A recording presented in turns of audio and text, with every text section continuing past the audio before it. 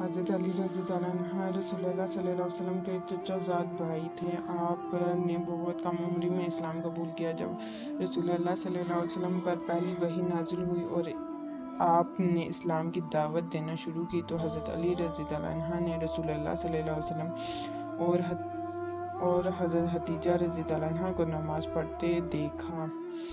آپ نے پوچھا، آپ دونوں کیا کر رہی ہیں؟ رسول اللہ صلی اللہ علیہ وسلم نے انہیں اللہ تعالیٰ کی وحدانیت اور اسلام کے بارے میں بتایا۔ حضرت علی نے حق کو پہچانا اور کم عمری میں ہی ایمان لے آئے۔ یوں حضرت علی اسلام قبول کرنے والے اولین افراد میں شامل ہو گئے۔